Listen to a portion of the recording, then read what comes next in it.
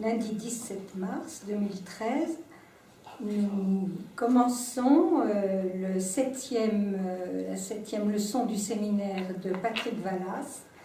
Il a choisi pour titre « Wo es war, soll ich werden ». Alors, ça va se faire en deux temps, c'est-à-dire que Claude Lecoq va vous parler de ce qu'on appelle dans notre milieu la passe, qui n'est pas une mince affaire. Et puis après son intervention, moi je vous développerai la suite de Freud, de ce que j'avais fait la dernière fois, jusqu'au moment où Lacan pose dans la logique du fantasme quelque chose qui deviendra sa proposition d'octobre 67 sur le psychanalyse de l'école. Donc ça, peut-être que ça ne sera pas tout à fait bien abordé, en tout cas par moi, mais c'est pour introduire une suite et on va procéder de cette façon-là. Hein, voilà. Alors, voilà, Claude, à toi de parler. Alors, j'ai fait un travail sur la passe soutenu par ma propre expérience de passe. Donc, j'y mêlerai quelques éléments de réflexion personnelle, pour autant qu'une passe puisse être personnelle, parce qu'il y a du commun dans toutes les passes, et il y a quand même quelque chose de singulier qui en surgit après, et en particulier dans la pratique de l'analyste. Alors moi j'ai intitulé mon travail « La passe », 3 petits points, un présent. Un présent, voilà, parce que c'est vraiment quelque chose qui passe, et en même temps c'est comme un cadeau, si on veut bien aller se faire ce drôle de cadeau. Tous les analystes ne s'intéressent pas à la passe. Il y faut un discernement. Il est imprévisible. Il chasse l'incrédulité, parfois la méfiance, l'incompréhension, la risée aussi. On entend « c'est farfelu »,« c'est tiré par les cheveux »,« c'est superflu »,« il faut être tordu pour la faire ». C'est pas tout à fait faux d'ailleurs. Ce discernement, selon Lacan, survient d'un virage, et je le cite, qui comporte de savoir que l'analyse de la plainte ne fait qu'utiliser la vérité. C'est une note sur les passeurs de 74. Savoir donc qui s'éprouve différemment des soulagements successifs que nous avons obtenus dans nos cures. C'est quand, de façon inédite, n'est plus demandée l'aide du supposé savoir pour confirmer. L'analysant sait alors que la fonction du langage n'est pas dans la croyance à la communication. L'important n'est pas tellement que le langage dise ou ne dise pas, c'est de Lacan. La vérité, c'est que le langage aide, tout court. Il y a des dires qui opèrent, il y a des dires sans effet. Le dire effectif n'est pas ce qui contredit le sens en jouant de l'équivoque. Il passe, je dirais, il passe outre toute trace. C'est dans du pas déjà représenté.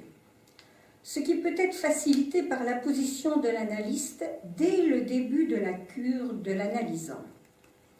Ce qui peut être facilité, c'est que il faut, là je cite encore le phénomène lacanien de 74 de Lacan, il faut qu'il soit bien assuré, cet analyste, dans sa position de déchet, pour pouvoir inciter l'analysant, comme je l'appelle, puisque c'est lui qui fait le travail, à ne pas se croire plus que lui. Lui, il ne se croit l'analyste. Il se met à la disposition de l'analysant au titre de dernier des derniers. Cette vérité, qui rappelle le poids de l'invention de la psychanalyse par Freud, est laïque. Elle ne vise pas directement le soin du symptôme pour son efficace. Dans la proposition d'octobre 67 sur le psychanalyste de l'école nommé A.E., Lacan exposait une procédure appelée la passe. Il visait la transmission de la psychanalyse à partir des effets, et bien des effets, d'un témoignage d'un non-analyste, c'est-à-dire quelqu'un qui à ce moment-là n'est pas un analyste affirmé, on va dire, car passant, même s'il a des patients quand il fait la passe. C'est-à-dire qu'il faut qu'il soit au point vif de résoudre sa fin d'analyse, même si elle a lieu très longtemps avant. Concernant la description de la procédure, je vais ajouter à ces éléments de description des remarques de Lacan 7 ans après sur les effets de cette expérience qui a eu lieu dans son institution. C'était, disait-il, une enquête qu'il menait. Je vais aussi y mettre quelques remarques de ma part. En se référant aux passants, lui, ce qu'il en sort, c'est expérience absolument bouleversante et inoubliable. J'y souscris complètement. C'est l'effet du tourbillon qui saisit dès la décision de s'y soumettre dès qu'elle est prise. Et j'ajouterais, s'arrête-t-elle après? Ce tourbillon va-t-il s'arrêter après? Alors, le problème à ce niveau-là, c'est que bien souvent, cette nomination analyste est prise comme une investiture, comme un titre. Analyste de l'école, c'est vraiment celui qui est analyste dans l'école. En fait, ça n'est pas un titre, analyste de l'école. Alors, le problème, c'est dans l'institution où on les nomme pour qu'ils fassent quelque chose. Analyste ayant à produire quelque chose. Or, en fait, ça ne devrait pas être de cet ordre-là, puisque la passe n'est pas définie dans les textes comme une cooptation, ce qui se passe dans toutes les institutions où il n'y a pas la passe. Et en fait, si vous voulez, celui qui sort de la passe, il n'est pas désigné par des gens qui sont des anciens. Il est désigné par des pairs qui sont les passeurs. J'y reviendrai. Alors, les passeurs, justement. Les deux passeurs qui sont témoins, et je dis compris, dans la passe. C'est-à-dire qu'ils sont affectés par ça.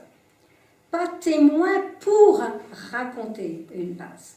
Ils sont même souvent très émus, très bouleversés. Ils sont définis dans le texte sur la passe comme un autre qui, comme lui, donc celui qui fait la passe, l'est encore dans cette passe, à savoir en ce qui est présent à ce moment du désêtre où son psychanalyste garde l'essence de ce qui lui est passé comme deuil. Je reviendrai sur tout ça. Leurs analystes les désignent passeurs pour la procédure sans les prévenir. Ils peuvent refuser quand le passant les appelle.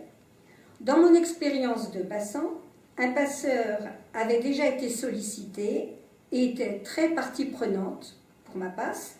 L'autre l'a découvert avec émotion et impatience.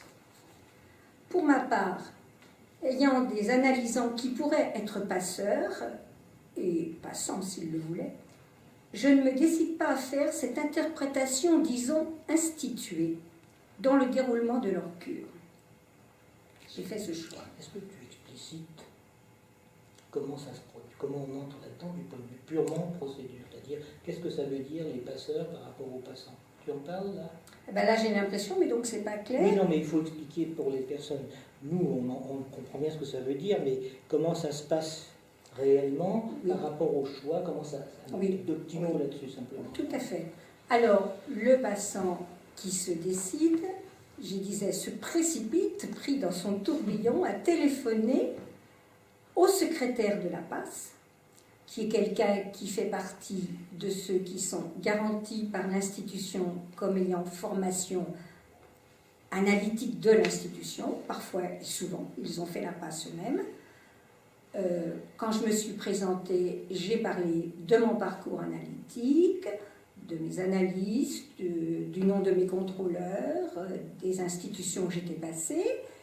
Et on m'a donné à choisir, non pas dans un chapeau comme Lacan le proposait à l'époque, Leclerc avait un chapeau sur son bureau, on m'a proposé d'aller choisir dans un bac qui était là 2 noms, il y avait une vingtaine de noms, dans des papiers blancs pliés, 2 noms de 2 personnes qui seraient mes passants. Mes passeurs. Mes passeurs, oui, bien sûr. C'est bien de faire ces... Voilà.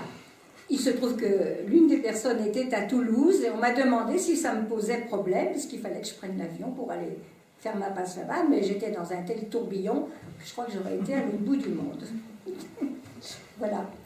Alors, ensuite, nous avons donc, alors, à l'école freudienne de Paris, avec Lacan, le jury d'agrément. Maintenant, ça s'appelle souvent cartel de passe dans les institutions.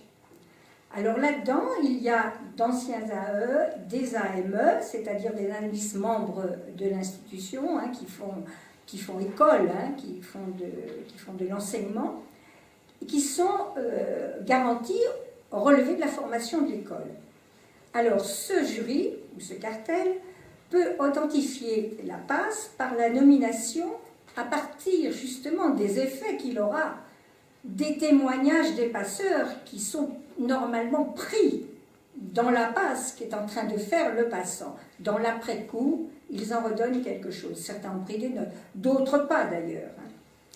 Alors, ce jury peut authentifier et par rapport à ce travail, Lacan emploie pour eux, leur travail, un terme de... Ils sont souvent dans la perplexité et dans l'embarras.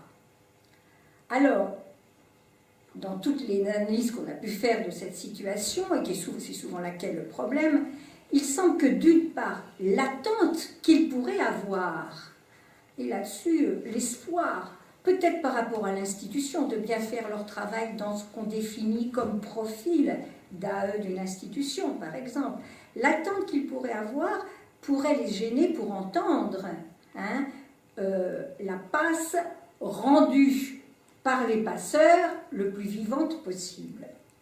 Mais trop d'espoir, c'est mauvais. J'ai trouvé ça dans Télévision, ce que dit Lacan. En quoi je veux dire l'espoir n'y fera rien, ce qui suffit à le rendre futile, soit à ne pas le permettre. Je vous le donne parce que c'est très beau, je trouve, comme définition.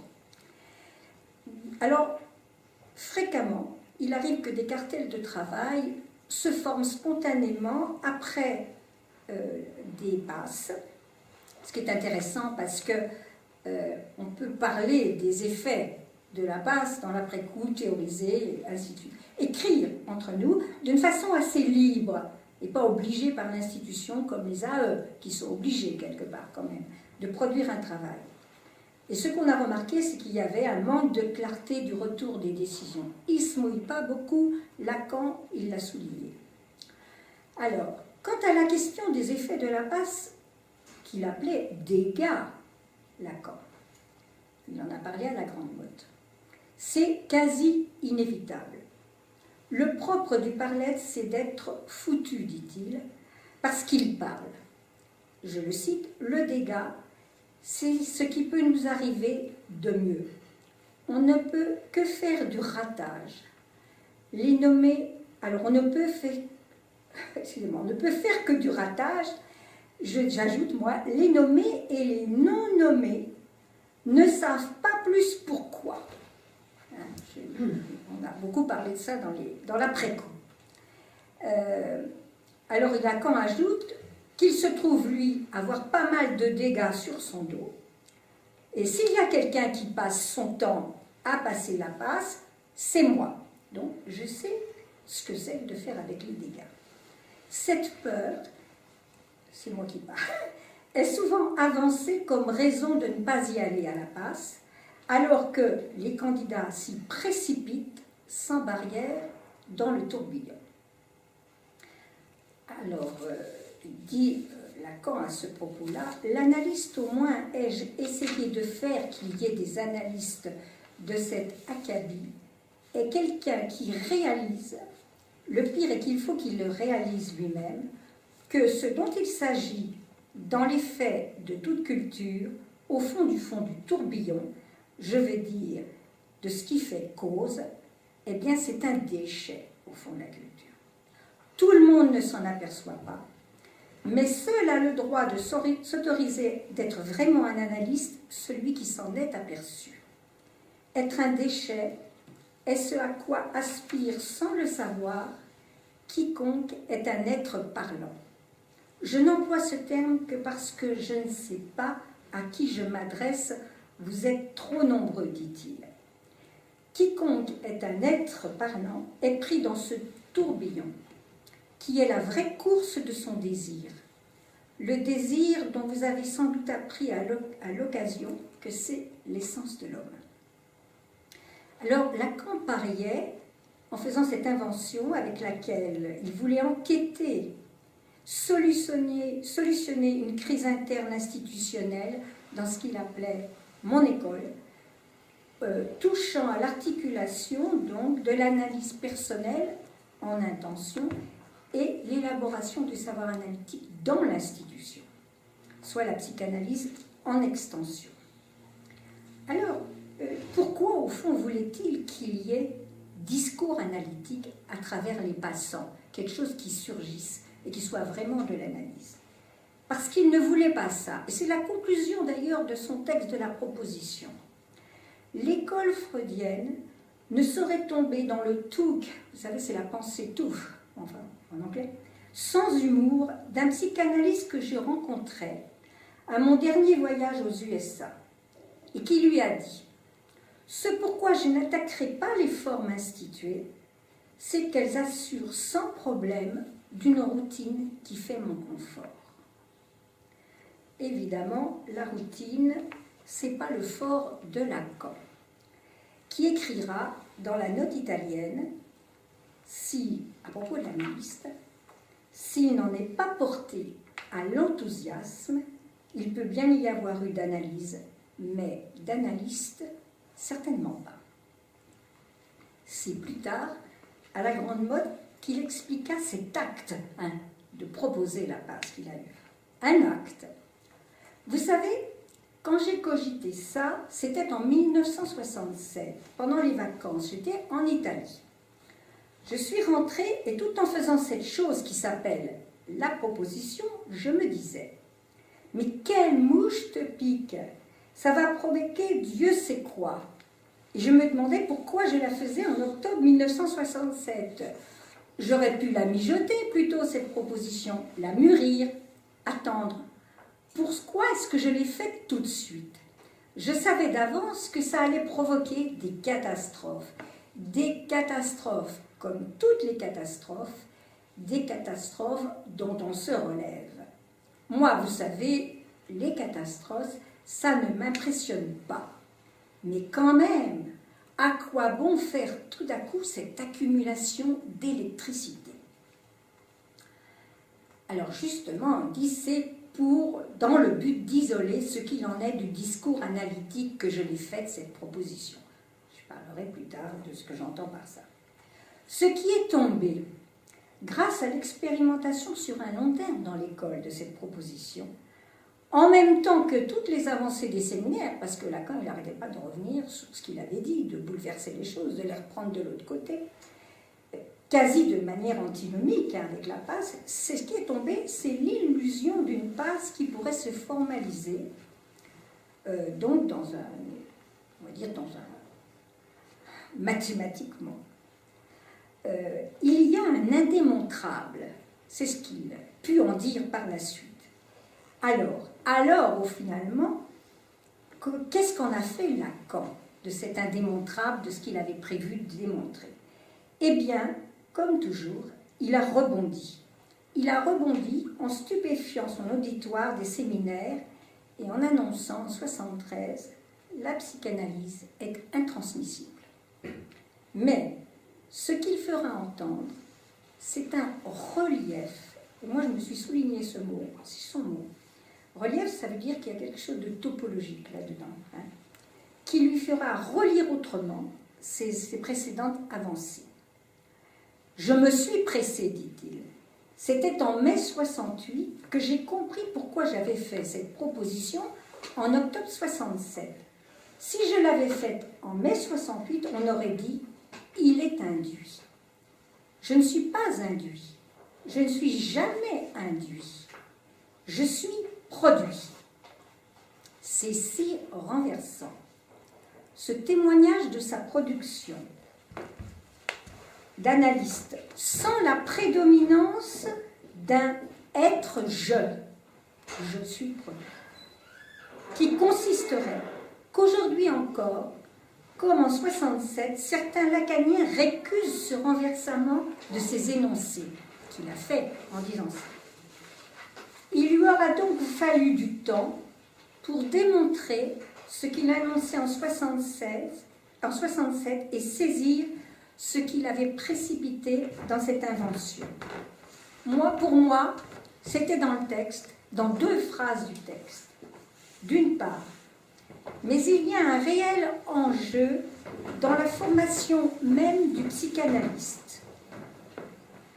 Nous tenons que les sociétés existantes se fondent sur ce réel. Et ensuite, il dit, s'autoriser analyste exige d'avoir effectué cette opération périlleuse, s'affronter à son horreur de savoir et en avoir cerné la cause en tant que réel, être le rebut. Le bouger qui l'a amené à ces découvertes-là, c'était à partir des séminaires des années 60, quand, concernant le statut de l'objet A dans l'amour de transfert, il a bousculé tout ce qui était l'enveloppe de l'énamoration. Il n'y avait plus d'identification possible à l'analyse, ça ne pouvait plus être la fin de l'analyse. Puisque son être, il n'y avait plus d'être, était entamé par la cure. Alors, ce qu'il dit d'ailleurs dans la proposition, qui était déjà inscrite là et qu'il a entendu de lui-même des années après, la prise du désir n'est rien que celle d'un désêtre d'où se dévoile l'inessentiel du sujet supposé savoir. Il a été rejeté, donc par l'analysant, l'être qui ne savait pas la cause de son fantasme à l'analysant, au moment même où enfin ce savoir, il l'est devenu. L'analysant le sait, lui. Alors, plus tard, Lacan va le conjuguer en disant « je désuis » à propos de l'analyste. L'analyste dirait « je désuis ». Devenu une enveloppe vide qui donne corps à la forme déchue du petit A. L'analysant atteignant ce point de rupture, on pourrait penser qu'il est en paix. Eh bien non, non, dit Lacan. La paix ne vient pas, Lacan et les gens qui terminent leur analyse, la paix ne vient pas aussitôt sceller cette métamorphose où le partenaire s'évanouit de n'être que vain savoir d'un être qui se dérobe. La destitution subjective de l'analysant, c'est quand le sujet voit à la fin de son analyse chavirer l'assurance de son fantasme. L'analysant n'est donc plus en position de victime battue et l'hostilité n'a plus à être imputée à l'analyste jouissant de savoir. Dans cette fin d'analyse, le passant peut mesurer qu'il a été à toutes les places. Il se s'est divisé en fait, non pas par le signifiant, mais par la jouissance qu'il attribuait à l'analyste et que le fantasme recouvrait. L'achèvement du deuil de l'objet cause de désir va prendre beaucoup de temps. L'apaisement se fait attendre, puisqu'il a été perdu beaucoup de choses qui étaient satisfaisantes dans l'analyse. Les découvertes du déchiffrage, qui étaient articulées au sujet supposé savoir, la pulsion qui était connectée à la présence de l'analyste comme objet, on allait et repartait des séances, le mirage de la vérité. Un collègue me décrivait dernièrement ses avancées reculent en ce moment. Il passait d'un état à son contraire, alors que ses rêves, bien sûr, plus avancés, lui montraient qu'il perdait ses vêtements, ses papiers d'identité, ses repères spatio-temporels, et ainsi de suite. La demande de passe à l'analyste n'est pas déductible des écrits de Freud, parce que pour lui, l'inconscient est hors du temps, intemporel, éternel. Lacan, lui, quand il lit Unbewusst, ça tombe en lune bévue. La chaîne signifiante est surmontée par lune bévue, qui est plutôt un signe de l'inconscient que du sens. Et l'inconscient n'a que des manifestations ponctuelles. Une bévue, rien. Une bévue, rien. Et rien de plus.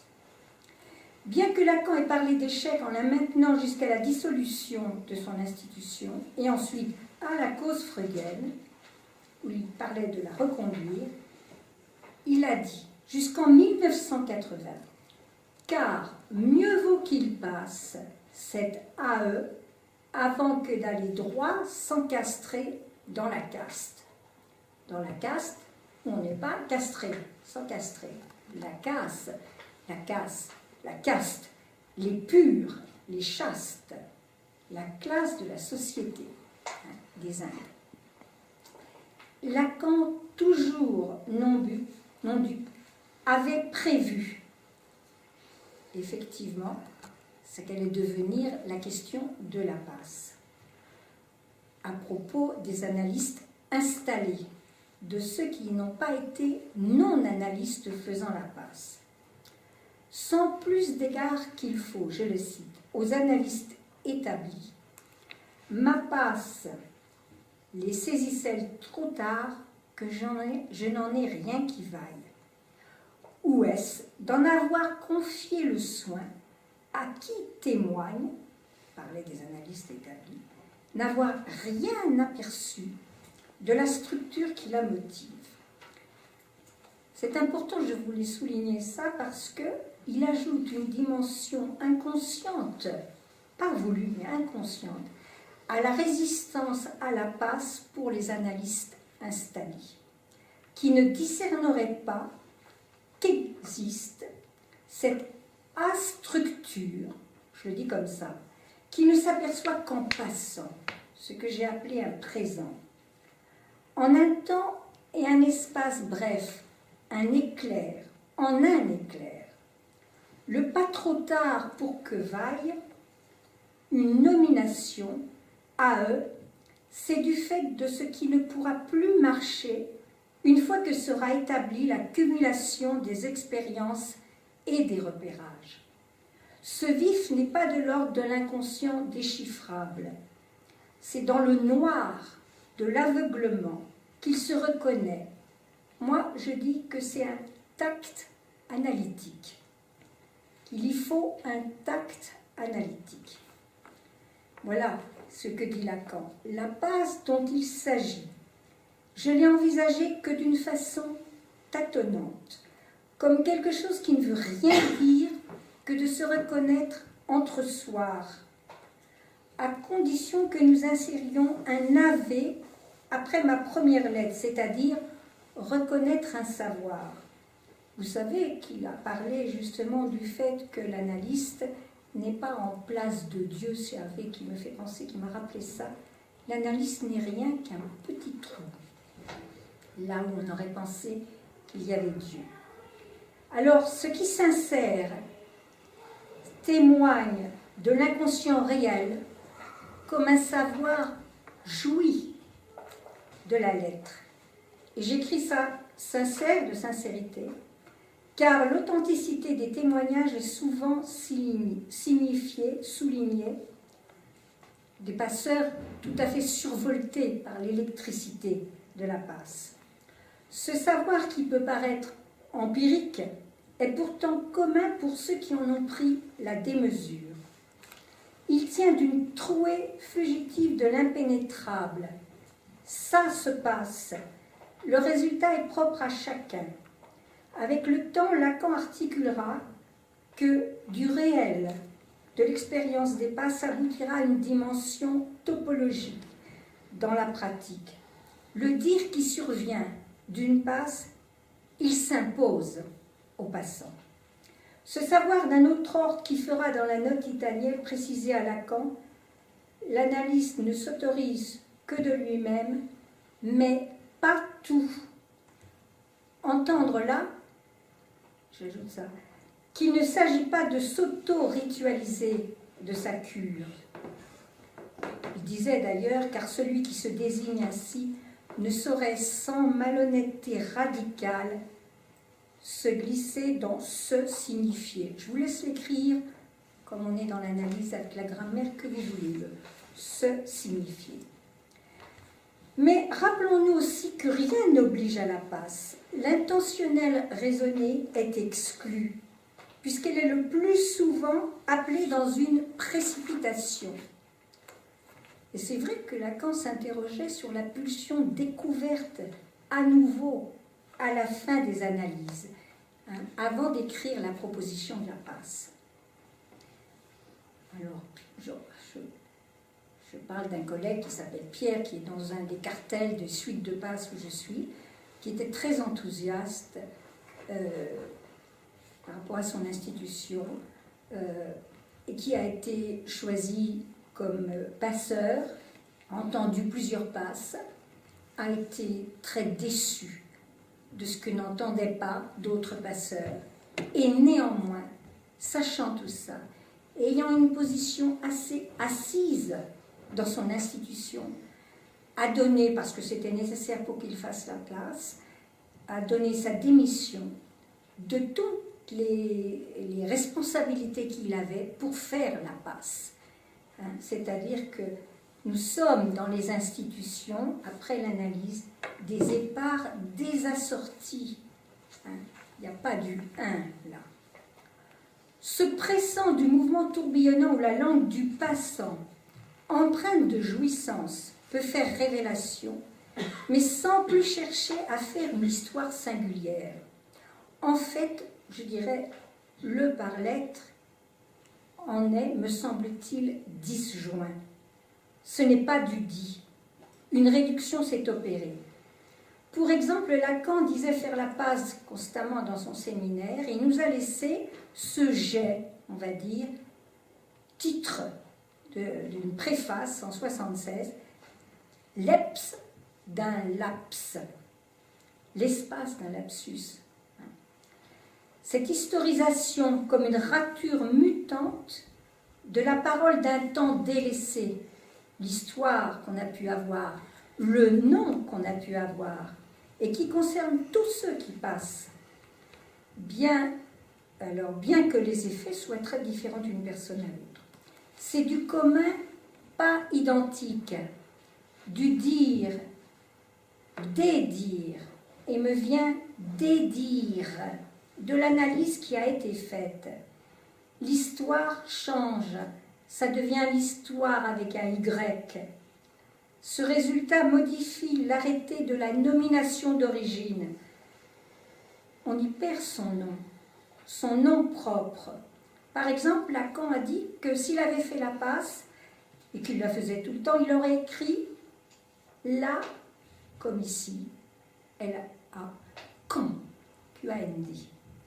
Jaculation de passe, je dirais, comme nous en avons, qui dit que le service de l'analyste au commun est au commun et indique cette mortification de l'appropriation permettant quelque avancée pour chacun des autres à partir de l'être surgi, des lettres surgies. C'est pour la psychanalyse. C'est pourquoi, concernant les nominations à eux, devrait être pris très au sérieux, et là c'est une critique sévère, je suis perdue, ma critique, devrait être pris en compte la dimension éthique en jeu pour le passant, puisqu'il est en rapport à son réel à ce moment-là. Cela dépendra pour les passeurs et les membres du jury de leur propre solde de fin d'analyse à leur réel. Et là, c'est du registre des dégâts possibles assez fréquents. Dans un des cartels d'après la passe où je suis, des analystes soulignaient l'exigence la nécessité, après la passe, d'une écriture comme nom surgissant, nouveau nom, on va dire, en la différenciant de l'obligation de transmission des AE qui devaient le faire pour l'institution, désigner devant ensuite faire transmission. De la passe, il ne s'agit plus des trouvailles singulières à la cure dont on a fait quelque chose dans l'adresse à nos analystes, à notre analyste. Lacan rappelle que si, à l'occasion d'une passe, arrive un tout autre éclairage d'une partie d'ombre de la cure, cela ne concerne que lui. Il n'est pas question de l'écouter en analyste. C'est fini. Celui qui a fait la passe est dans un exil touchant à l'être du savoir. Il n'y aura plus d'être du savoir. Ni lui d'ailleurs ne sera être de savoir. Ce savoir sans être qui veut dire qui s'invente sans qu'aucun sujet le sache, mais que le passant a dû reconnaître, puis assumer comme le dépassant. Il reste quelques alluvions, avec des bouts de savoir inédits en échappée, un effet de la langue, je dirais des écorchures de réel, précipitées en lettres du reste de la jouissance intimée, je dirais intime, et qui n'est plus intime, qui est extime. Il n'y a plus d'intime. Ça s'intime, ça s'oblige. Il y aurait quelque chose à dire sur la honte, d'ailleurs, à cet endroit-là. Ça lui vient de son inconscient hors sens. On ne peut pas dire qu'il y a réalisation de tout ça pendant la passe. Ça se réalise. Ça se réalise, surtout après, d'ailleurs. Le désir de l'analyste qui en dépendra, je finis là, dans sa pratique, tient du rapport qu'il entretient avec l'invention d'avoir débrouillé, et c'est une citation, bon, on aurait pu le trouver nous-mêmes, un savoir y faire avec la langue. L'inconscient, c'est où, quand le non-savoir est corrélé au réel rencontré. Le désir de l'analyste, c'est avec la lettre surgie de la passe. Fixant son réel de jouissance, il va devoir, par la suite, dans son écriture, forcer les choses, ou dans son dire, quand il en parle de sa passe. Il y a là un forçage. Je cite Lacan. C'est par l'écriture que se produit le forçage, car ça s'écrit tout de même le réel, car il faut le dire, comment le réel apparaîtrait-il s'il ne s'écrivait pas? C'est bien en quoi le réel est là. Il est là par ma façon de l'écrire, a dit Lacan. L'écriture est un artifice. Le réel n'apparaît donc que par artifice. Excusez-moi. Un artifice lié au fait qu'il y a de la parole et même du dire. Voilà. J'en crache en parlant, c'est vraiment ça le réel. Le réel n'apparaît donc que par artifice, un artifice lié au fait qu'il y a de la parole et même du dire. Le dire de l'analyste, c'est le devoir d'interpréter. Ça, c'est une phrase des mots de Lacan. C'est une pratique d'un exil, celui du défaut du sexuel, de son réel comme l'exclut du sens, en tant qu'il fait limite au savoir. Il faut lire ce qui s'écrit, mais autrement. Ce n'est pas la vérité que dit la parole qui est à lire. Ce qui est à lire, c'est le réel du dire, avec la substance jouissante de ce qui fait nœud dans l'analyse, qui est dans la langue. Ce savoir-y-faire avec les analysants, c'est avec une distance prise, avec cet un, fixant le réel de la jouissance irréductible et que voudrait le névrosé. C'est impossible à attraper directement par quelques dires volontaires. en continuant de taire la jouissance du symptôme. Ce qui est à lire, c'est la jouissance de ce qui, sous le dire, s'écrit, étant à la charge de chaque analysant de signer, comme son analyste, ce dont nul n'est l'auteur. Travail de passe oblige. J'ai fini. Bon.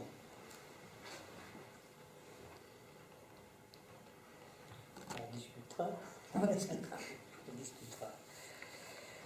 Alors, bon, est-ce que je vais intervenir là, mais moi je vais revenir très en deçà de cette histoire de passe pour essayer de vous montrer un petit peu comment c'est venu. Hein. Alors, la dernière fois, je vous avais laissé sur cette formule de Freud, Wo es wahr, soll ich werden, qui situe le terme de la cure dans cet horizon d'une projection à l'infini de son terme. Autrement dit, quelque chose qui entre en résonance, et je l'avais souligné, avec ce qui s'obtiendrait dans la pulsion, dans le but de la pulsion, qui est une satisfaction. Car au fond, la satisfaction, qui est un mode de jouissance qui convient au sujet et qui fait barrage précisément à la jouissance ruineuse des symptômes. Et au fond, celui qui demande une analyse parce qu'il souffre de son corps ou de son esprit, il est quand même légitime qu'il puisse demander ça, obtenir ça. Que Freud signifie d'une façon extrêmement simple, pouvoir aimer et travailler. Alors, vous savez que c'est quand même encore plus à l'ordre du jour aujourd'hui. Hein. Dans une société où la dimension de l'amour n'existe plus, et où le travail, j'insiste pas là-dessus, hein, parce que là, les gens ne peuvent plus travailler. Autrement dit, ils sont angoissés de ne pas pouvoir continuer à vivre. C'est quand même ça qui se joue. Pouvoir aimer et travailler implique pour Freud que le sujet, comme il le dit, puisse assumer la castration. Ce qui est quand même un peu fort, parce que qu'est-ce que ça veut dire que d'assumer la castration? Il la définit comme la butée indépassable sur le roc du biologique, puisque pour lui, c'est ça dont il s'agit, le destin de chacun dépend de son anatomie, hein, c'est ça. Il définit pour l'homme et la femme des positions différentes dans leur rapport au phallus. Ce phallus, symbolique bien sûr, respectivement pour l'homme, il s'agit de l'avoir à titre de symbole, c'est-à-dire que ce n'est pas le pénis, c'est à titre de symbole, et pour la femme, ne pas l'avoir, mais l'être symboliquement. Soll ich werden, non, wo es wahr, soll ich werden, ça va Dominique, c'est comme ça qu'il faut le dire, voilà. Hein. Cette formule a connu des traductions diverses en français qui se résument à peu près toutes à celle-ci, qui serait en accord avec la deuxième topique de Freud, là où était le ça, le moi doit advenir. Et il y a une autre traduction encore plus scélérate, c'est que le moi doit déloger le ça. Avec Freud, d'ailleurs, le ça est considéré comme un mauvais moi. Avec Freud, nous avions au départ, dans sa première topique, le décentrement du sujet par rapport au moi, c'est-à-dire la troisième blessure narcissique qu'il a reçue au cours de l'histoire. Il procédait dans l'analyse par la traduction littérale du texte que sont les formations de l'inconscient, c'est-à-dire la traduction au sens d'interprétation, car dans toute traduction il s'agit d'interprétation, des rêves, des lapsus, les oublis de nom propre, des manifestations de la psychopathologie de la vie quotidienne, de l'analyse des souvenirs écrans et aussi de la construction du fantasme. Mais avec sa seconde topique, comme je vous l'ai rappelé la dernière fois, dans laquelle se sont engouffrés les post-freudiens, qui trouvent d'ailleurs leurs arguments aussi bien chez Freud, d'autant plus que ça leur permet de démontrer que Freud n'est pas lacanien. Cette deuxième topique a pour conséquence la substitution du ça à l'inconscient, la promotion du moi autonome à la place du sujet, le renforcement des défenses contre les débordements du ça, et ce moi, donnant la mesure de l'adaptation à la réalité, serait l'instance visée dans la cure. Bref, on va en faire l'orthopédie chez les post-freudiens. Je crayonne très rapidement, parce que ça ne m'intéresse pas beaucoup. Introjection de la personne de l'analyste chez Ferenczi. Initiation du patient aux choses savantes à partir d'un certain moment donné de sa cure. Thomas Sachs, qui est un analyste américain. Identification symbolique à l'idéal du moi de l'analyste, qui est un petit progrès. Identification symbolique chez Balint. Identification imaginaire au moi idéal, soit au moi autonome, qui est celui de l'analyste. Donc il faut ressembler à l'analyste, y compris même de s'habiller comme lui. Ça y aller jusque-là. Hein. Ça, c'est repéré par, tout spécialement chez les Américains, le trio américain Chris, Hartmann et Loewenstein, qui a été l'analyste de Lacan. Intégration d'un surmoi normal pour parer à la faiblesse du surmoi originaire de Strachey, qui a traduit Freud en anglais. Le moi doit déloger le ça. Et n'y aurait-il pas une autre voie à emprunter que cet impératif surmoïque, obscène et féroce, toujours plus exigeant à mesure qu'on lui cède? C'est Freud qui l'a pointé, ça. Hein. Pourquoi ne pas emprunter la voie d'un dire non au tyran, comme choix éthique d'un sujet qui se distingue, choix éthique qui se distingue de la morale, si prégnante dans le collectif, et tout spécialement dans les collectifs analytiques. Quand Freud, comme je l'avais souligné, parle de son texte sur la fin de l'analyse, d'une possibilité de remaniement après coup du processus du refoulement originaire, processus primitif du refoulement, ne fait-il pas là la promesse d'un devenir du sujet possible, là où c'était une retrouvaille de son être perdu? Une voie serait ainsi offerte à une reconquête pacifique, mais qui n'est pas sans embûche. Tel est le sens de la métaphore de l'assèchement du Zuiderzee. Cette autre voie, je vais le dire un peu comme ça,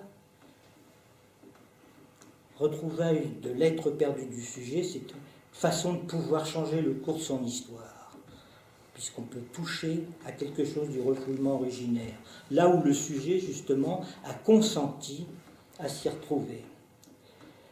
Là se pose justement la question de la terminaison véritable de la cure, celle qui mènerait, selon Lacan, à devenir analyste. À son terme, celui qui s'engage à relever le gant du sujet supposé savoir, ne doit-il pas avoir le courage de s'affronter à cette détresse originelle où il a à attendre l'aide de personne et dans laquelle il doit traverser un moment de désarroi absolu au-delà de l'angoisse qui en est encore une protection. Cette autre voie, Lacan va l'emprunter à partir de son axiome l'inconscient est structuré comme un langage. C'est à partir de là, justement, qu'il fait retour au sens originaire du texte de Freud pour extraire ce que celui-ci a pu faire passer de son invention, dont une part était insu du sujet qu'il était. D'ailleurs, au niveau de la passe, il y a quelque chose de cet ordre-là. Arriver à faire passer ce que vous ne savez pas et que les autres peuvent entendre. C'est pour ça qu'il faut un dispositif où des gens sont un petit peu en dehors pour entendre ça. Wo es wahr soll ich werden, Lacan va en donner plusieurs traductions. J'en retiendrai une pour servir à ce à quoi je me limite aujourd'hui. Cette traduction, il la formule et la commente à plusieurs reprises pendant près de 10 ans, depuis 1958 dans Subversion du sujet dialectique du désir, jusqu'à La logique du fantasme 66-67, dans l'intervalle, la proposition de la passe dont on vient vous parler, puis l'acte analytique en 67-68.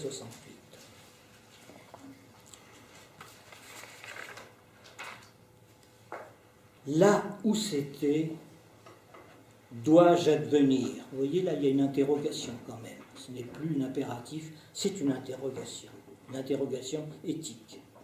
Et il l'explicite de la façon suivante à plusieurs reprises. Alors, je vais essayer d'y aller tout doucement parce que c'est pas simple.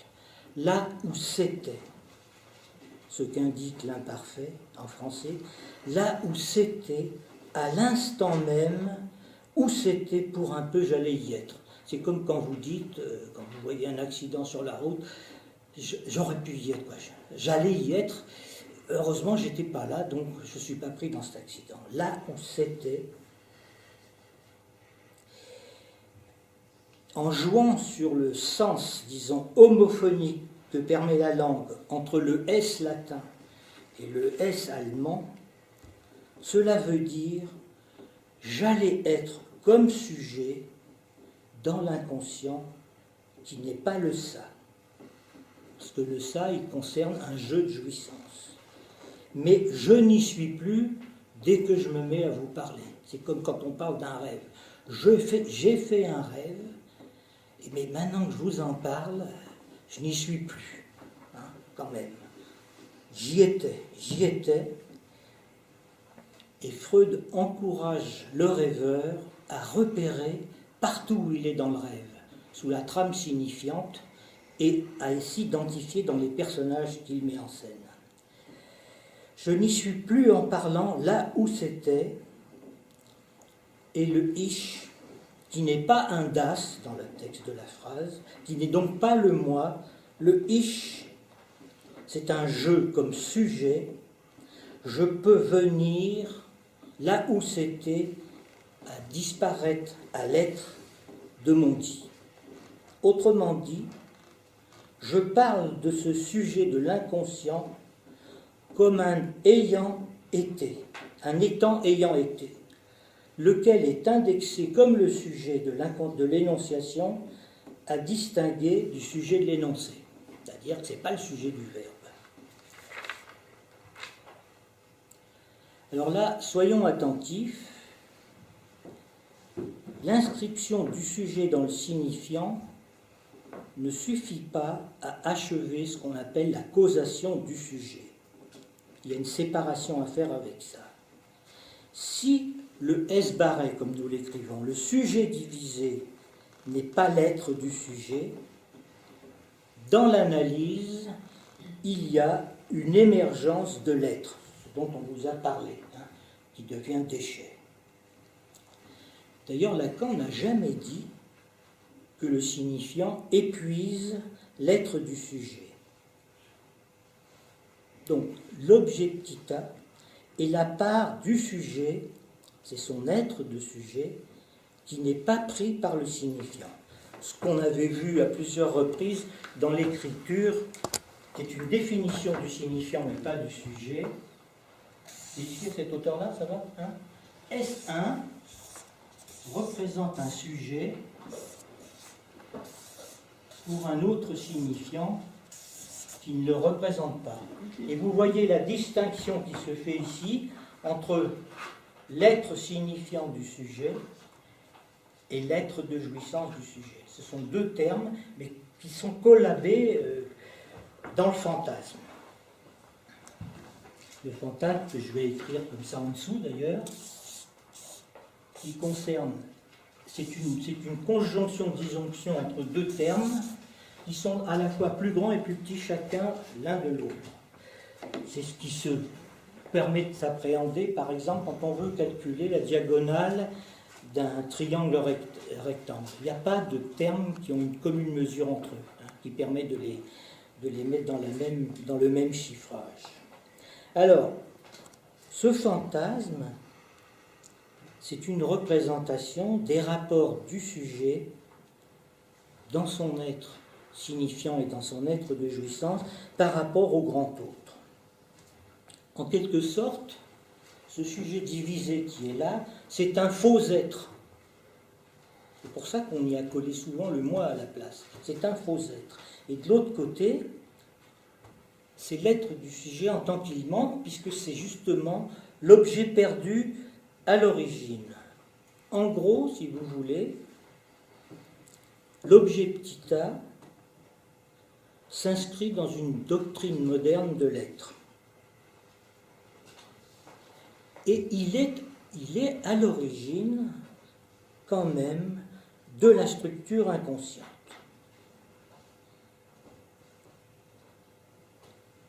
Cet être d'objet petit a, ce n'est pas le moi, ce n'est pas non plus l'âme, ce n'est pas non plus une quelconque divinité, ce n'est pas non plus ce qu'on appelle la psyché. Et dans cette formulation du fantasme, il y a deux manques.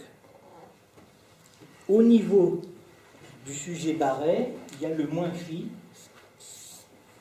c'est-à-dire le manque phallique lié à la castration, parce que la signification de tout discours, dans tout discours il y a un manque, il y a le manque phallique dans tout discours, et de l'autre côté, l'objet petit a, justement, qui est lui, l'être perdu du sujet, du fait de l'incidence du signifiant sur le corps. Voilà pourquoi, à partir du fantasme, Lacan va développer sa logique dans son rapport aux symptômes. Alors, je vous le souligne tout de suite, si vous regardez le fantasme comme ça, vous verrez qu'ici, c'est la dimension du fantasme, du symptôme. Lacan écrit de temps en temps le symptôme en termes de sujet divisé. C'est-à-dire que c'est quand même cette dimension-là. Hein, c'est-à-dire que c'est une métaphore. Hein. En fait, le sujet, on ne l'a jamais, on a le signifiant de son aliénation. Donc, le symptôme, il fonctionne dans le fantasme par rapport à l'objet. Voilà. Alors, c'est cette logique de fonctionnement que Lacan va explorer, et il va l'explorer, justement, et il est obligé de le faire parce qu'il précise que la psychanalyse a émergé dans un moment de l'histoire qui voit l'essor de la science moderne. Cette science moderne a pour fonction, finalement, a pour effet plutôt de forclore le sujet, c'est-à-dire l'éliminer, hein, de sorte qu'il réapparaît dans le réel, selon la formule lacanienne, que tout ce qui est forclos du symbolique reparaît dans le réel. Et vous en avez une illustration très simple, c'est ce que disait Lacan à Rome, quand il disait tous prolétaires, tous donc...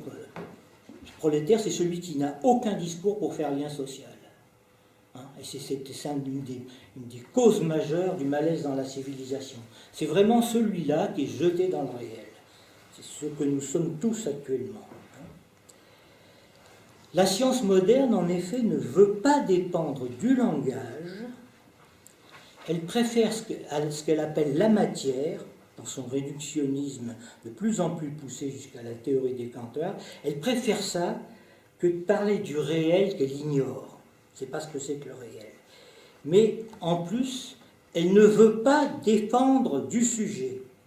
Elle ne veut pas entendre parler de lui. Et donc, elle tente d'articuler son savoir dans la logique d'un pur discours dont le moteur principal est le discours de la mathématique.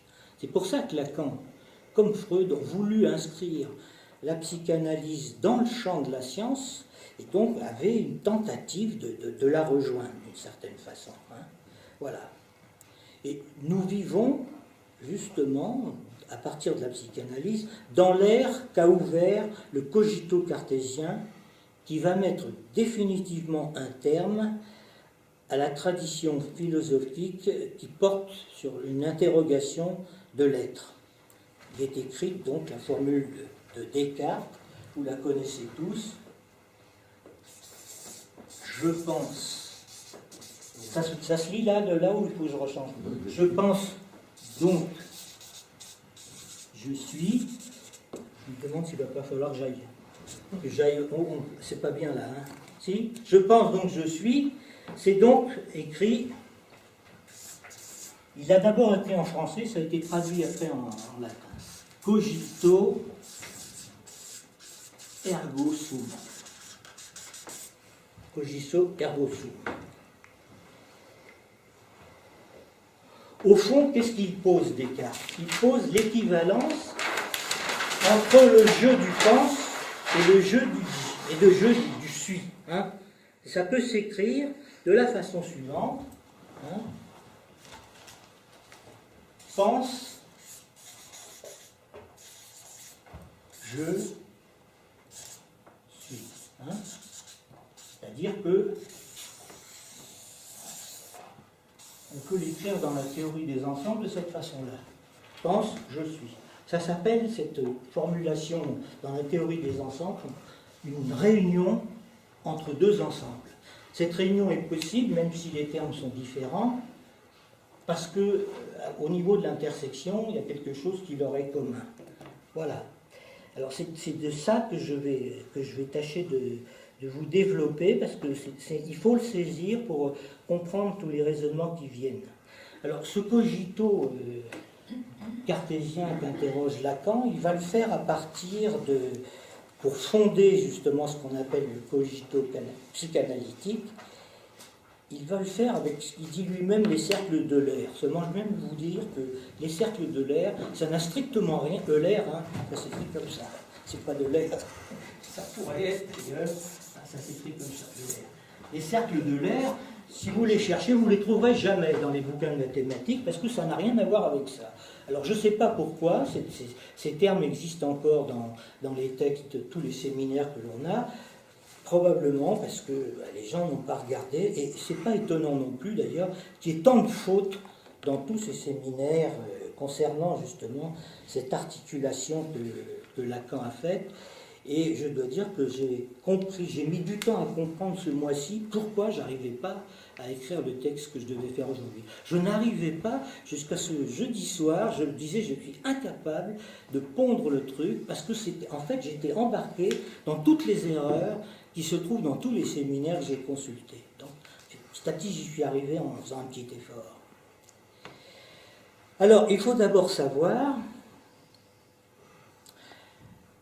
que dans le discours de la méthode de Descartes, il articule son doute méthodique, la méthode du doute, qui vise la certitude et non pas le savoir qui, lui, est lié à la logique du discours. Alors la certitude dans le doute. On sait bien que, par exemple, dans la névrose obsessionnelle, les obsessionnels ne choisissent pas dans les alternatives qui se trouvent devant eux, parce que comme ça, ils sont sûrs de garder toutes les options possibles. Puisque dès que vous faites un choix, vous perdez des trucs. Et dans cette méthode-là, il y a quelque chose de cet ordre-là. Évidemment, chez lui, c'est autre chose. Simplement, il dit la chose suivante. Il dit, voilà, 2 et 2, ça fait 4, parce que Dieu le veut. Hein?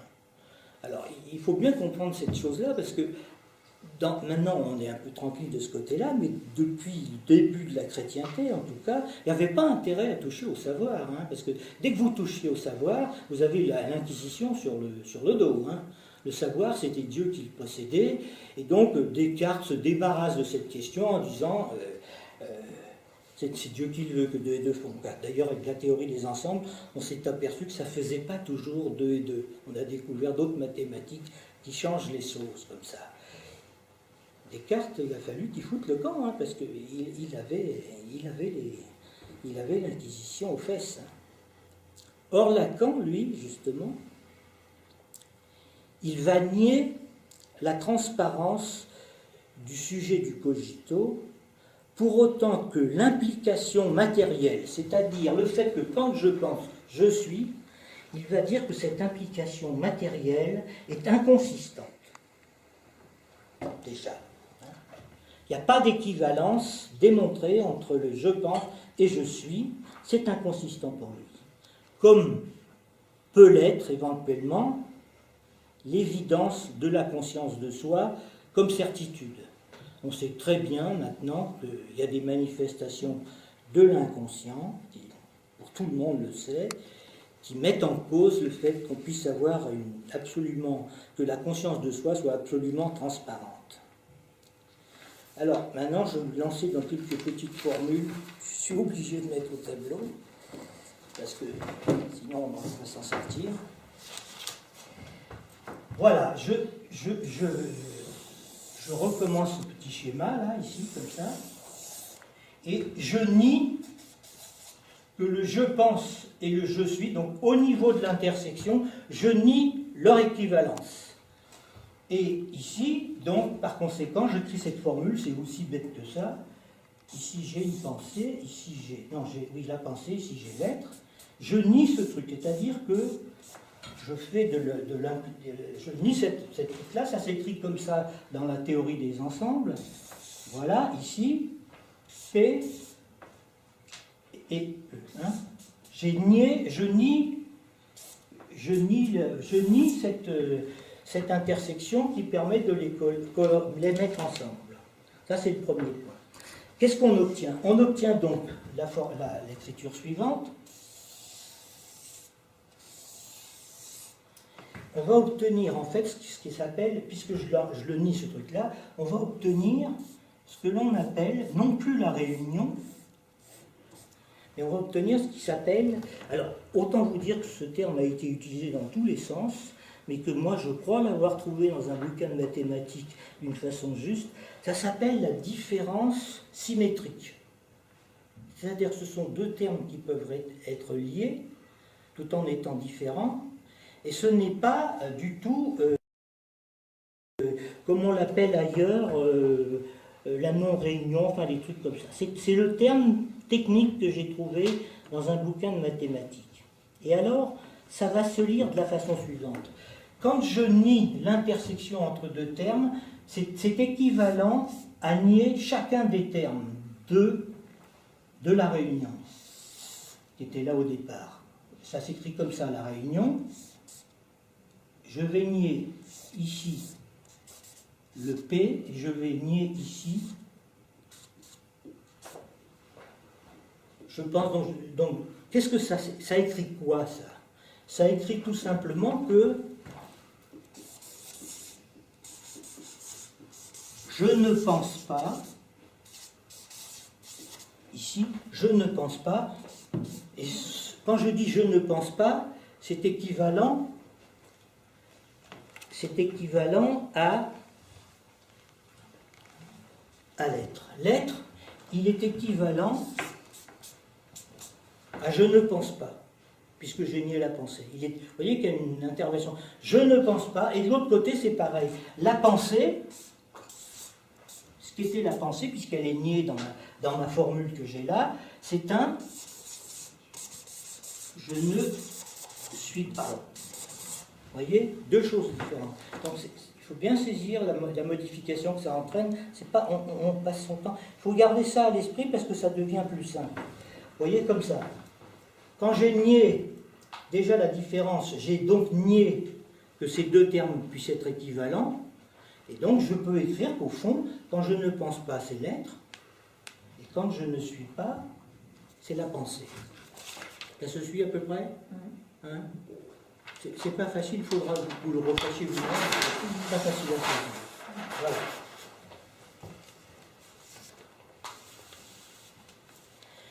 Et c'est par ce biais que Lacan va coordonner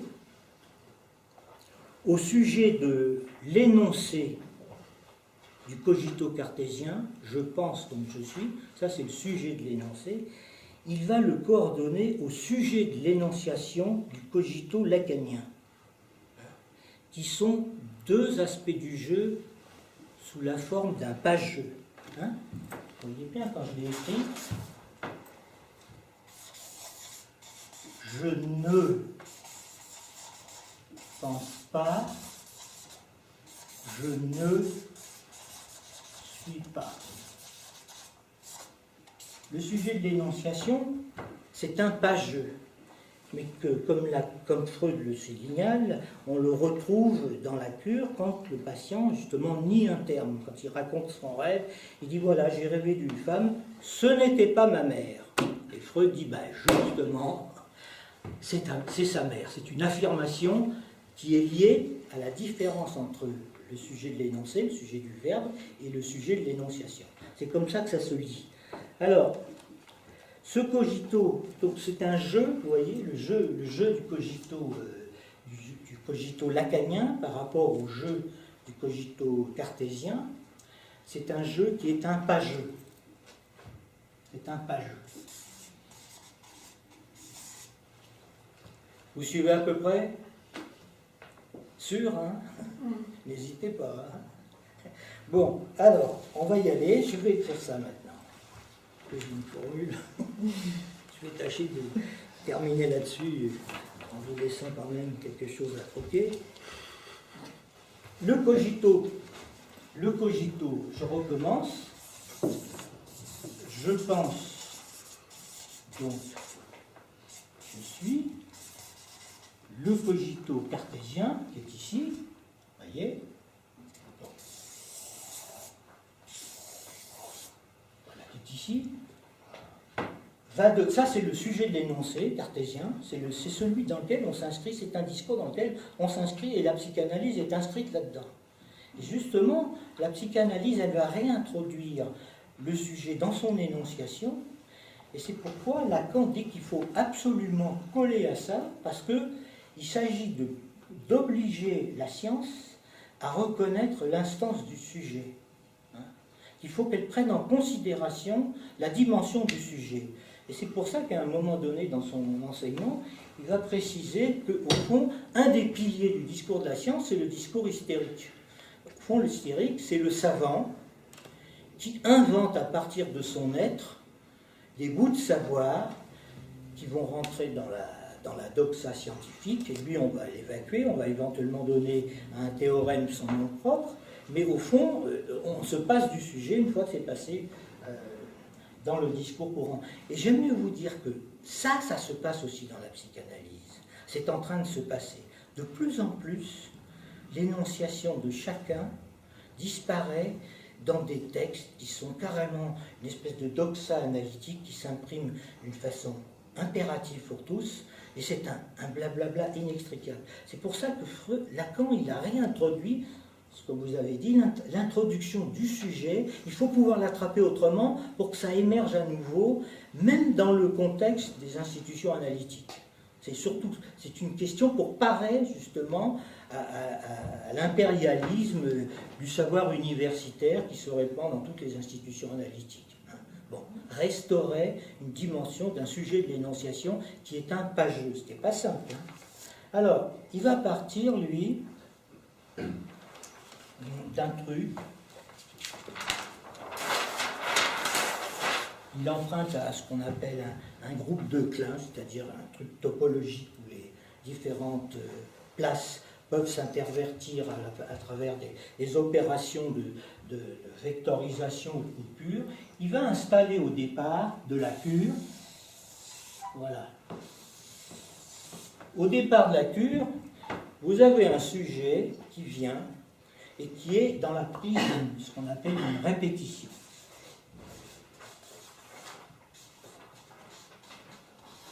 Répétition entre ce je ne pense pas et je ne suis pas. Répétition de quoi? Du symptôme dans le développement du fantasme, dans sa parole analysante. Il vient parce qu'il a des symptômes qui se répètent et qui le ramènent toujours au même point, il n'arrive pas à en bouger. C'est ça le truc. Hein. Et dans la cure, on va lui proposer de faire un choix. Le choix, c'est de, voilà, vous allez dire tout ce qui vous vient à l'esprit, sans réfléchir, sans chercher à comprendre, sans préparer à l'avance, c'est déjà beaucoup. Hein. Voilà, c'est ça. Et sans comprendre trop vite aussi. Donc, on va lui proposer de faire un choix. Si vous dites, le seul choix que vous pouvez faire dans cette alternative, on vous propose de prendre la branche du je ne pense pas, hein, bien sûr. Parce que si vous choisissez la voie du je ne suis pas, c'est comme par hasard la voie du symptôme, vous êtes foutu d'avance. Hein. Parce que si vous choisissez le je ne pense, le je ne suis pas, vous obtenez cette espèce de truc, hein, c'est-à-dire un je ne suis pas complètement séparé de quelque chose qui est parti ailleurs, et donc vous ne pouvez pas vous y retrouver. Donc l'alternative, c'est justement de choisir du côté de je ne pense pas. Autrement dit, vous choisissez quoi? Vous choisissez la voie de l'aliénation. Alors attention, parce que là il y a quelque chose de paradoxal. L'aliénation, c'est pas de dire, moi, les signifiants de l'autre, j'en veux pas. Je suis un homme libre. D'ailleurs, quand on dit je suis un homme libre, c'est foutu d'avance. Je suis un homme libre. Je ne suis pas dupe. Je suis pas dupe, les expressions de Lacan. Et vous l'êtes encore plus. C'est-à-dire que c'est pas ça l'aliénation. L'aliénation, c'est au contraire d'accepter d'être dupe des signifiants qui vous ont constitué comme sujet. S1 sur S barré, S2 sur petit a. Il faut d'abord passer par là. C'est la seule voie d'accès à une possibilité qui se trouve inscrite ici, quand vous faites ce choix-là, ici, qui s'appelle donc l'aliénation, qui vous donne ce truc. C'est-à-dire que là où je ne pense pas, vous voyez, vous arrivez à lire à peu près là où je ne pense pas, du coup, je suis ça. Voilà. Là, il y a déjà une distinction de ce que pourrait être le ça par rapport à l'inconscient. Le ça, non pas le freudien, mais le ça remanié par Lacan, le ça, c'est tout simplement le domaine des pulsions, hein, qui se manifeste sous la forme des objets pulsionnels que sont les objets petit a, la voix, le regard, la chure et le sein, c'est-à-dire que ce sont des objets qui, bien qu'ils dépendent d'une contingence corporelle, finissent par prendre une consistance logique dans les discours. Hein. C'est pour ça que je vous avais écrit tout à l'heure la formule du sujet qui représente, le signifiant qui représente le sujet pour un autre signifiant qui ne le représente pas. Vous avez cette figure-là, je suis ça. C'est vrai que c'est comme ça. Quand l'analysant parle et qu'il arrive quand même à dire « Bon, écoutez, j'ai fait ça et ça et ça et ça », ben, on peut lui dire « Oui, vous êtes quand même un petit salaud, quoi, en gros. Hein. » Ça peut être ça, de ce genre-là. Ou « C'est pas très bien ce que vous faites. » Ou voilà, des trucs comme ça. Ça l'identifie comme « Je suis ça », c'est-à-dire ta jouissance. Il y a quelque chose de cet ordre-là. C'est beaucoup de pouvoir reconnaître ça dans une cure. Parce que c'est ça qui avance. Et l'interprétation de l'analyse, elle va porter justement sur ça. C'est ça, hein, c'est ce que disait Lacan, c'est ça. L'interprétation, elle va jouer de l'équivoque signifiante, c'est-à-dire du non-sens, d'une certaine façon, ou d'un carrefour de sens, pour pointer ce qui cause le désir du sujet. Au fond, ta jouissance, c'est parce que tu fais ça, hein, tu es comme ça. Donc l'interprétation va avoir comme effet, on va le mettre dans ce sens-là, il va avoir un effet castration. Pourquoi? Parce que, jouant sur l'équivoque signifiante, ça va toucher au sujet divisé, hein, une dimension par rapport au sujet divisé, et en même temps, ça va amener au point, donc ici c'est l'interprétation,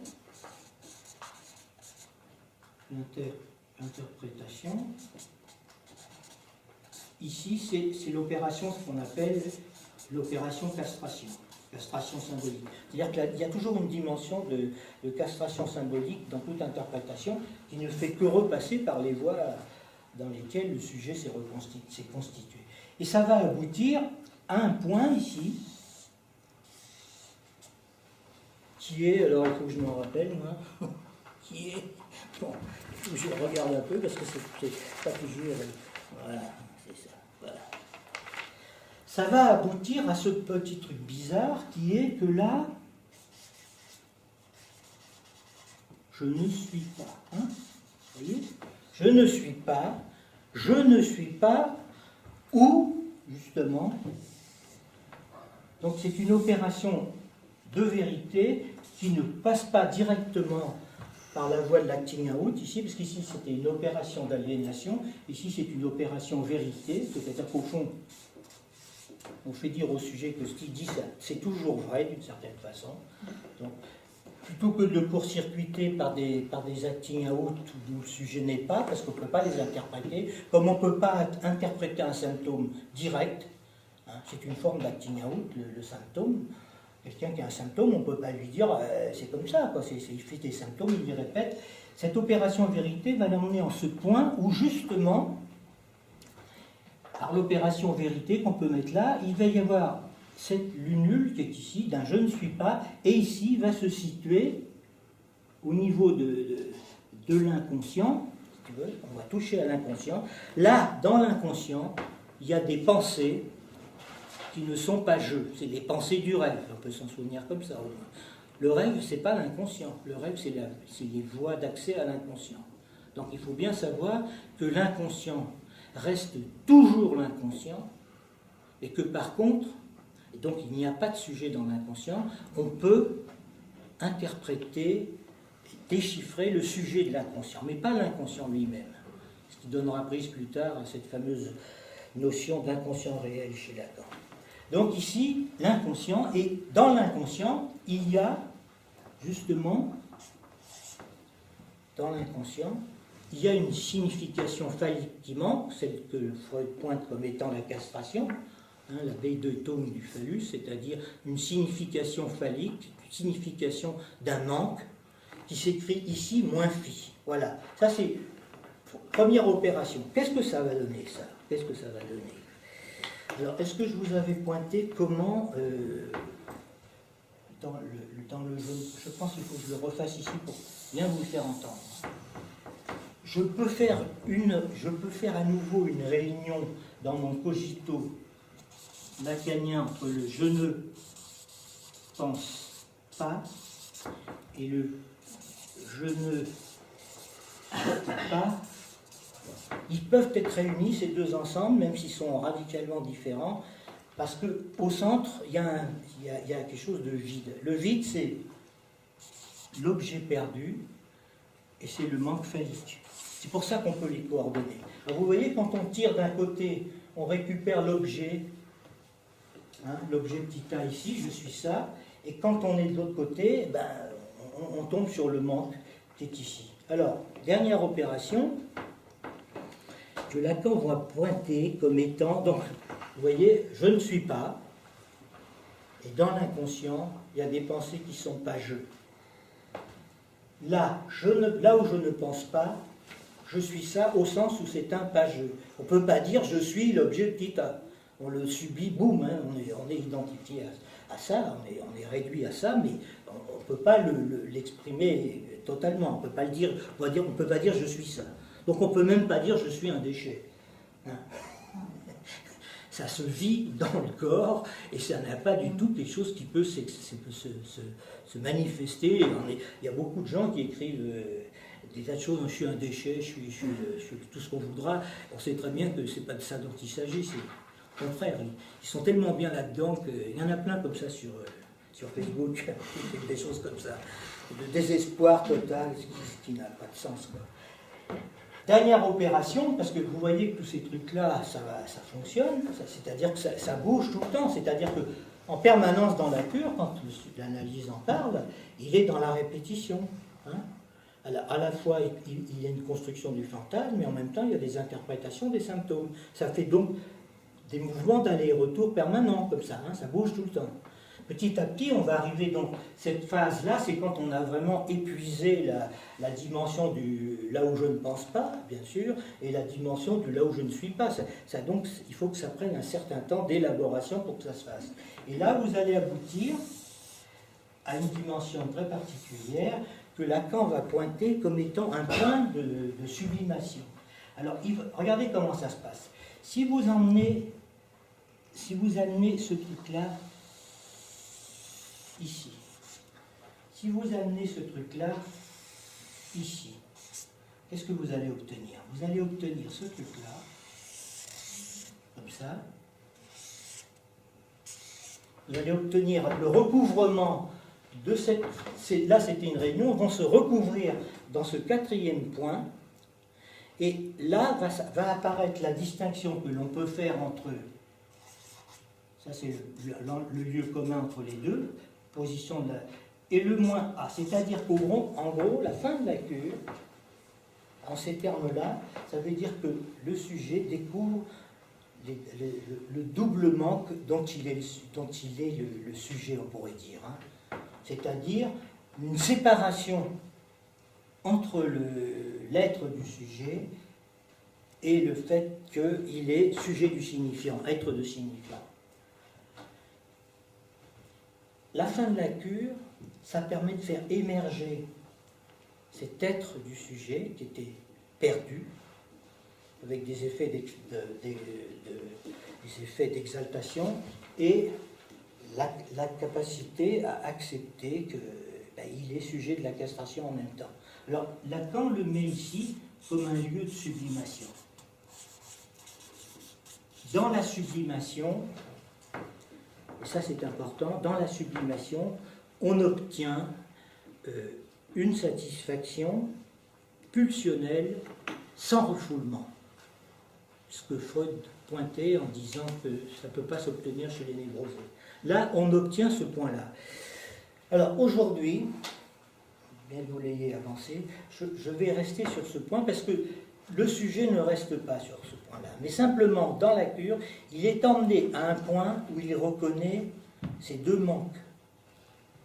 Les deux manques par lesquels il est habité.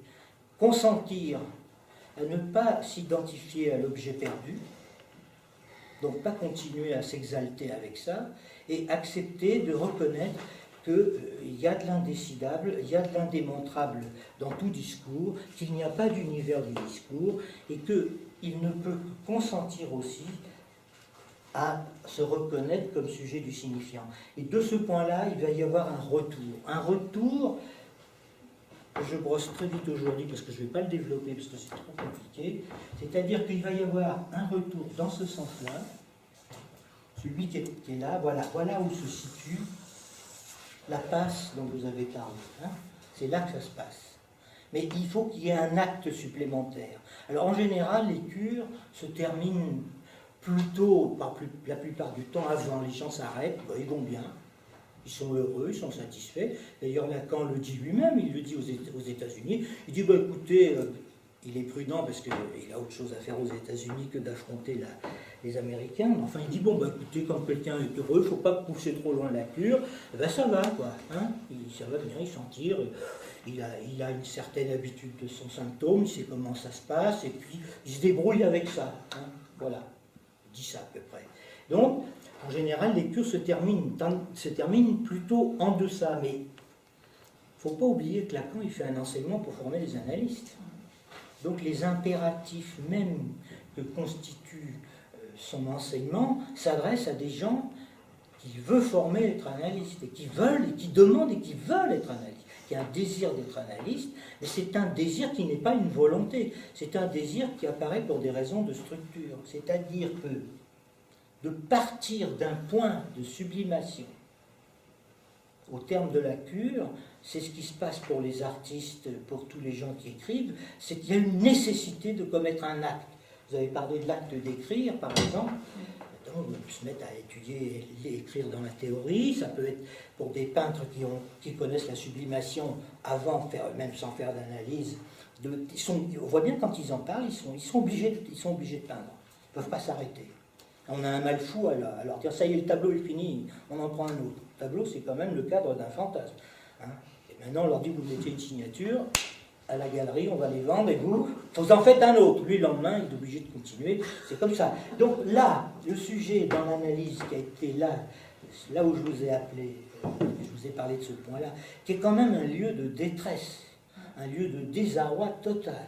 Un lieu où l'analyste, il est éjecté. Il est éjecté tout simplement parce que dans la cure, ce sujet supposé savoir qu'il était est démasqué. Hein. Donc, qu'est-ce qui se passe à ce niveau-là, ici, où les deux manques sont séparés mais cohabitent? C'est ce que Lacan appelle une destitution subjective, hein, qui est éprouvée sur le mode, comme il le dit, et c'est inimitable, qui s'appelle un mode maniaco-dépressivement. Il dit que ça se passe de façon maniaco-dépressive, c'est-à-dire que d'une part, quand il est simplement sujet d'un manque, sans avoir l'accroche d'un objet pour le lester, il est dans l'accès maniaque, et quand il s'identifie à son être perdu, eh ben c'est la délérection, ça peut produire des effets qui ont existé éventuellement de suicide en cours d'analyse ou au terme d'analyse. Ça a existé aussi, ces choses-là. Donc là, il est sommé pour certains de commettre l'acte de ne pas rester là. Et donc, l'acte, c'est le désir de relever le gant du sujet supposé savoir, qui va le ramener au point d'origine, ici. Hein, les flèches, ça va fonctionner comme ça va fonctionner comme ça va fonctionner. Il y a des voies de retour tout le temps, puisque même dans la cure, ça se passe. Hein, symptômes, on revient. Ça va être l'acte, ce qu'il appelle l'acte analytique, c'est le passage, justement, de sa position d'analysant à son être devenir analyste. Et pour devenir analyste, pour vouloir l'être, Lacan il dit d'ailleurs, on ne sait pas très bien comment ils y arrivent, comme des boules dans un jeu de trick-track, c'est pas une décision volontaire, c'est quelque chose, vous êtes aspiré par ce truc-là. Vous êtes aspiré par quoi? Vous êtes tout simplement aspiré par le fantasme. Vous êtes aspiré dans un fantasme qui est en train de se désarticuler. Hein, c'est comme s'il y avait une espèce d'aspiration, il faut y aller, il faut commettre l'acte que Lacan a eu le génie d'inventer, qui est dit, bon voilà, ce type-là, il ne peut plus parler à son analyste, puisque c'est fini, l'analyste n'est plus opérant, l'analyste est devenu tellement réel que tout ce qu'il dit, c'est comme si c'était un copain qui le lui disait, en gros, c'est ça que ça veut dire. Hein. Donc il est destitué de sa place, l'analyste, ça lui fait très mal, parce qu'il aime bien son patient, donc c'est ce qu'il appelle Lacan le désêtre de l'analyste. Et Ferenczi reprochait à Freud de ne pas lui avoir dit qu'au fond, il était malheureux quand il était parti. Et ça, il n'y a pas à le dire, mais c'est quand même comme ça, parce que quand un analysant vous quitte, vous avez un chagrin du côté de l'analyste. Mais quand c'est dans ce moment-là, c'est beaucoup plus violent. Hein, parce que là, vous êtes éjecté. Et l'acte, c'est un acte, il faut qu'il y aille dans cette posture-là. Alors Lacan a inventé cette procédure en disant, comme il ne peut plus s'adresser à son analyse, comme là, il n'y a plus d'analyse possible, il dit, c'est fini. Et ça, du point de vue de la phénoménologie, ça s'appréhende très bien, l'analyse n'est plus opérant. Il va falloir qu'il puisse parler de cette expérience absolument unique, qui serait une expérience de différence absolue. C'est pour ça que je vous ai parlé du désarroi absolu et de l'impossibilité d'avoir le recours à quiconque, de l'aide de quiconque. Et l'acte analytique, c'est ça. Alors, il propose d'aller, prend son téléphone, parce que ça existe, il y a une institution qui existe, on lui propose d'aller trouver deux personnes que l'on appelle des passeurs. Les passeurs, ce sont des gens qui sont à peu près dans la même position que celui qui était venu là, celui qui avait fini son analyse. Mais eux, lui, il sait qu'il se passe quelque chose. Les autres, ils n'ont pas encore bien perçu. Les autres, ils sont un peu dépersonnalisés. Lui, il est plutôt maniaco-dépressif, je veux le dire comme ça du point de vue de la phénoménologie. Donc, on va lui proposer d'aller parler à deux inconnus qu'il n'a jamais vus, dont il ne connaît même pas le nom.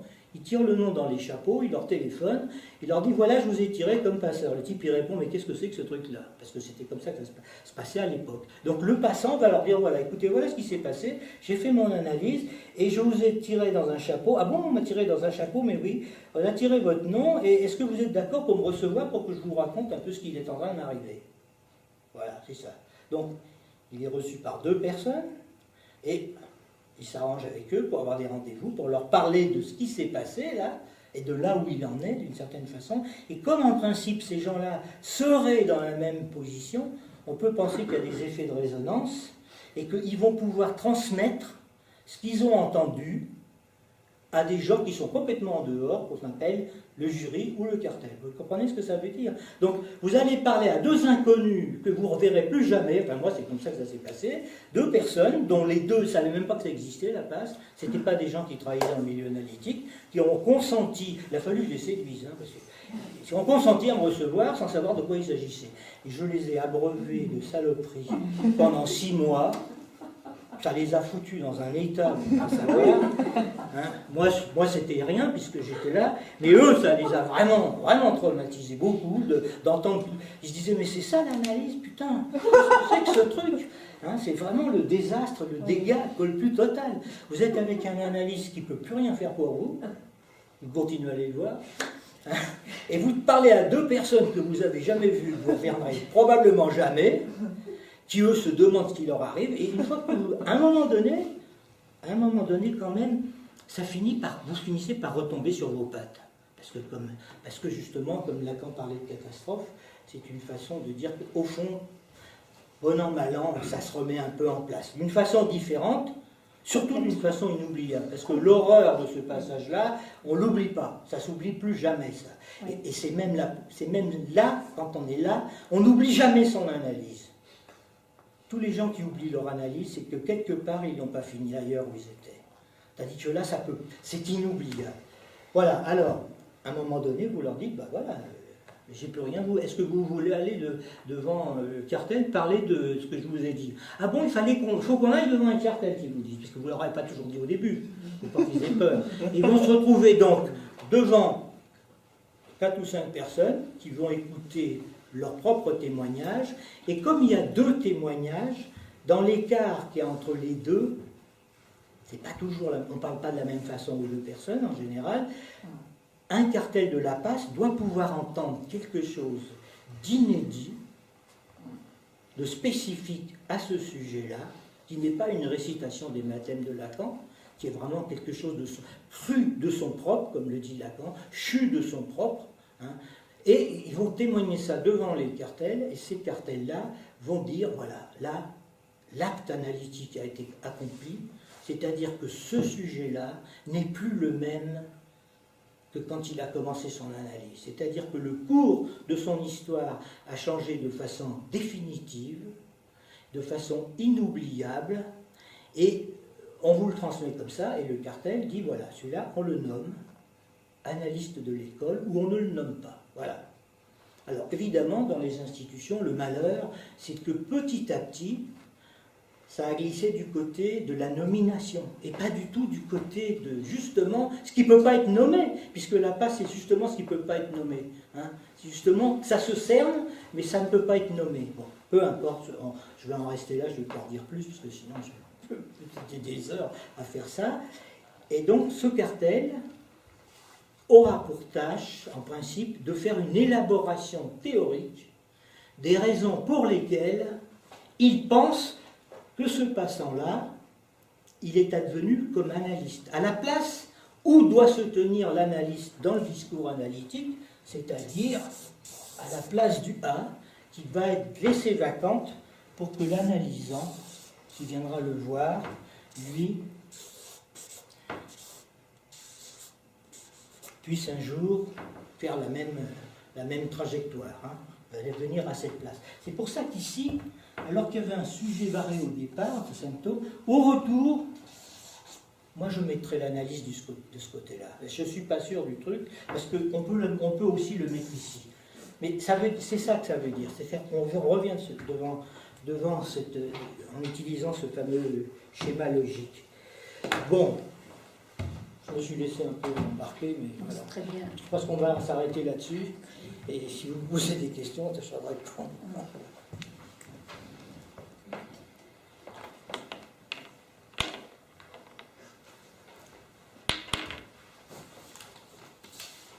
Alors vous comprenez, l'acte analytique, c'est ça, c'est un parcours, hein, et c'est pas du tout simplement faire des interprétations, c'est vraiment un parcours que le sujet d'analysant est devenu analyste. Du fait d'un fait de structure, c'est un fait de structure. Donc tout le monde n'y va pas, tout le monde ne devient pas analyste. Ça ne veut pas dire qu'on ne peut pas finir sa cure, mais pour devenir analyste, il faut le commettre là, c'est-à-dire qu'il faut franchir le Rubicon. Le Rubicon, proposé par les institutions, c'est finalement la procédure de la passe. Parce que ça cadre un peu le truc. Parce que quand vous faites ça tout seul, c'est très dur de revenir, quoi. Oui. Quand ça arrive dans la vie, il y a des gens qui traversent ces choses-là. Même en dehors des milieux analytiques, il y a des effets comme ça. Il y a des gens qui vous racontent des moments de leur vie où le cours de leur histoire a changé. Ils vous disent, voilà, un jour j'ai fait tel type de rencontre, et puis pendant des mois, je ne sais pas ce qui m'est arrivé, et maintenant, voilà où je suis ailleurs, complètement ailleurs. Ça existe, ça. On arrête? Voilà, on coupe.